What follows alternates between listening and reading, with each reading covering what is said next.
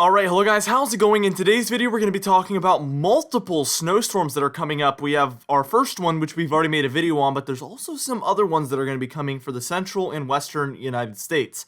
Now, before I get started with this video, though, I would ask that you do subscribe if you do like weather-related content, and also make sure to share this video with your friends, family, and social media. Now, I'd also ask that you check out our very exciting Patreon page. We just made an awesome winter forecast post there, where we talk more in depth about our winter forecast. I highly recommend you check that out. Now, for today's comment of the day, I want to know, when do you expect your area to get its first snowfall this winter time? Now, let me know your location as well, as that's obviously important for context, but I'll be picking one of those for tomorrow's video. Now, let's get into this video, and first things first, we're taking a look at that snowfall for the upper Midwest. We've already talked about this one, but I'm going to briefly overview everything that's going on as far as what the models are thinking at this moment.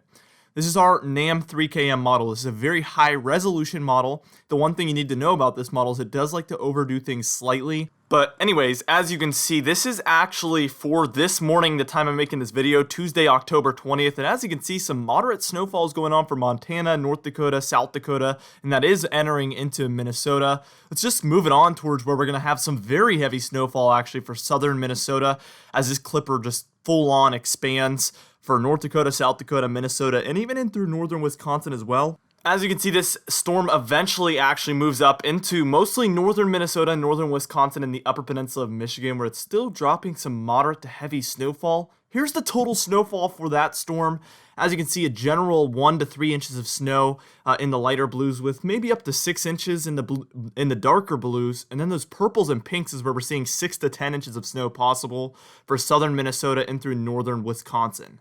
Now, what we're going to do here is we're going to move on, and we're going to move on towards another storm that's going to be on Thursday morning. Starting out, it's going to be pretty similar, and then even another one after that, and another one after that as well.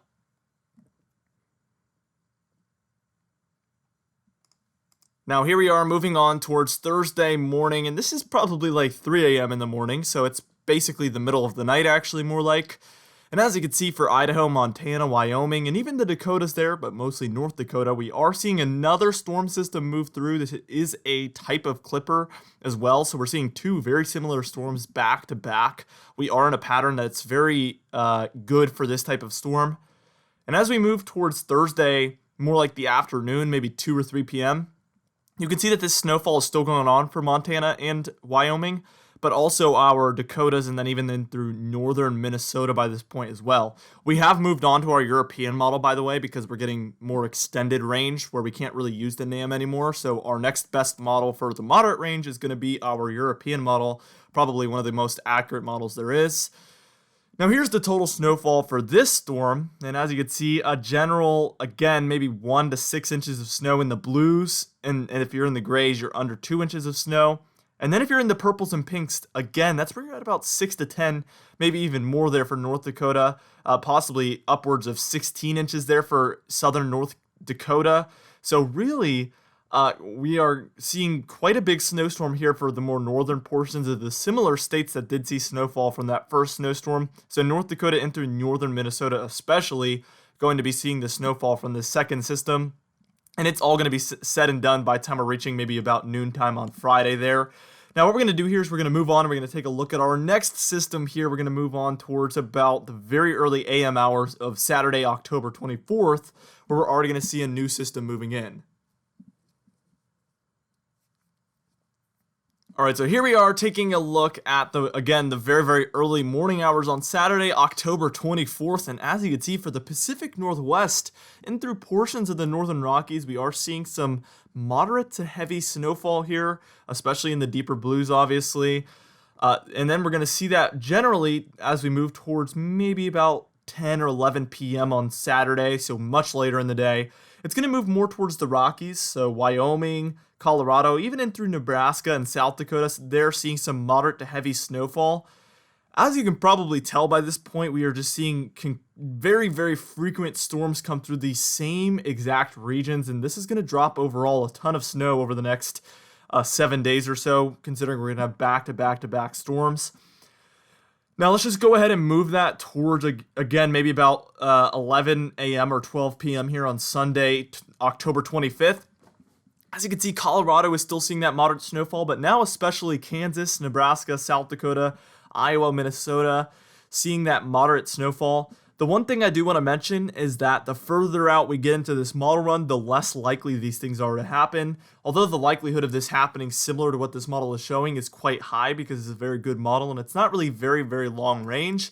We are about to see it do some pretty wonky stuff within the next 7 days or so. So we're going to watch it closely, but really the confidence is only moderate, I would say, at best. So what we're going to do is we're going to move on, and we're going to move towards where this storm is going to start doing some crazy things. You're going to want to stay tuned to see what it shows, because it's really weird.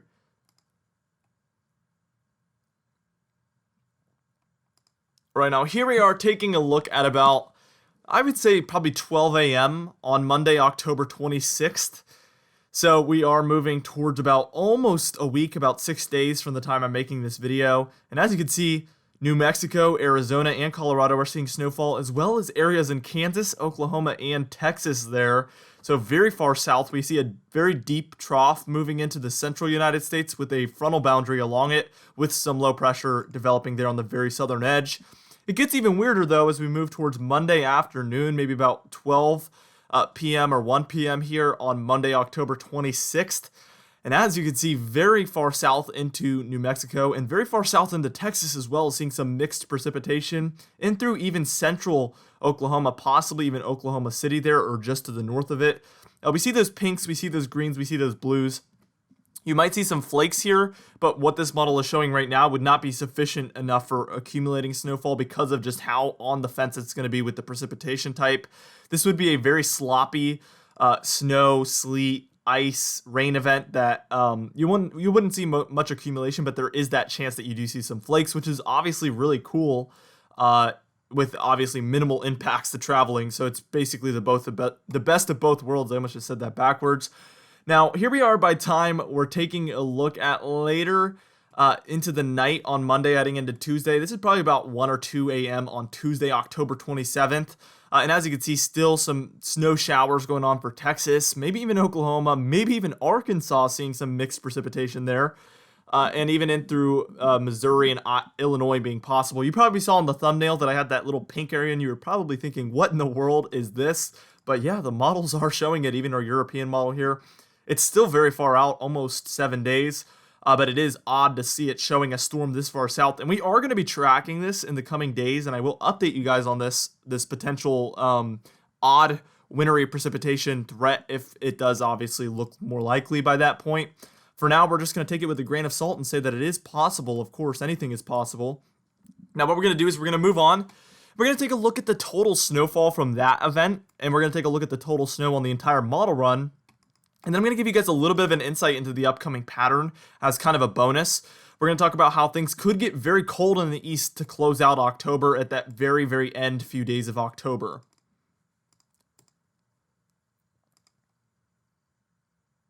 So first things first, here is our snowfall for just this event that we just took a look at.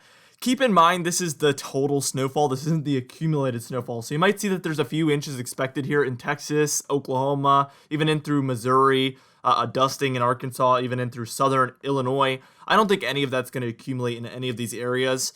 So that's just the total snow that's falling out of the sky. I think it's very unlikely that we see much accumulating snowfall. However, that blob there in New Mexico, Colorado, Kansas, and Oklahoma, that seemed like all snow. So I could see how we could get a couple inches if that was to play out that way. But again, it is pretty extended into the forecast. So the likelihood of this actually happening the way this model is showing right now is pretty low to moderate at this point. Now here's the total snowfall on the entire model run. Again, anywhere in the grays and blues, you're under 6 inches of snow, so that's what I would call minor amounts of snow. If you're in the purples, you're at about 6 to 9 inches of snow, so that's starting to get towards moderate amounts there. And then if you're in the pinks, you're anywhere from about 10 to 18 inches of snow, which is what I would consider to be major.